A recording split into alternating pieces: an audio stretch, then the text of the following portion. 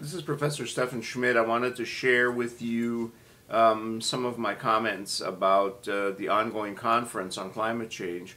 You've probably been to the website, United Nations Climate Change Conference, December 7th through December 18th.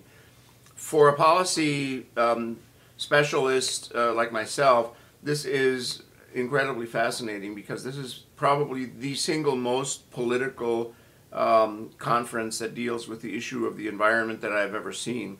It ranges across all kinds of different issues. Of course, there is a huge debate as to whether climate change is as serious as we think it is. There is this story about the stolen emails from East Anglia University, in which scientists were basically sort of saying, you know, let's not report on all the information that is contradictory to climate change. There's an interesting article here in Alternet, which is a great source of information. This is from the Huffington Post, in which the author says that this was basically a hacking job. They went in and got all these emails, and the article kind of says who hacked this website, how did they do it, who paid for it, what was their motivation. The emails themselves, if you've read them or read anything about them, are, you know, they're pretty sort of mild. They're not saying we've got to stop these people from finding out that there is no climate change and that human beings don't contribute to climate change. So it's not as though this is a real Watergate scandal. They're calling it ClimateGate, but it is nothing like that at all. And so there is this intense politics between those who do not accept the idea that human beings contribute to global warming and climate change, that we should do something about it, those who do, and who argue that climate change and global warming is a serious issue. It's interesting to see that today a report came out that you might be very interested in. This is a report from the World Meteorological Association, which is a pretty reputable bunch of people.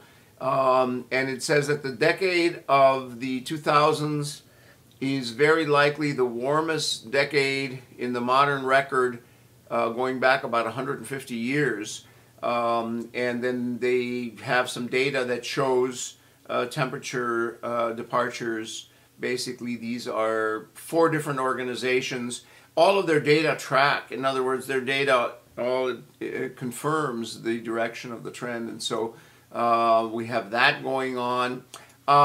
We also have another scandal brewing now, which is incredibly fascinating, and that is that a Danish draft proposal for a political agreement on climate change threatens the success of the Copenhagen meeting because the text basically sort of sets the the tone for the conference. And there's this group called the G77 members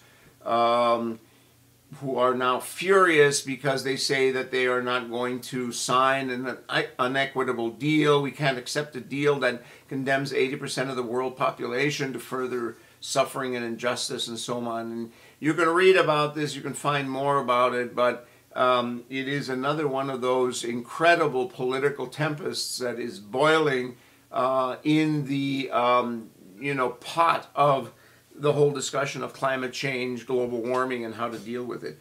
You guys thought you were becoming scientists and you were going to go into something where you do evidence, you do research, you present that, and then the truth prevails, and then policies are made based on the truth.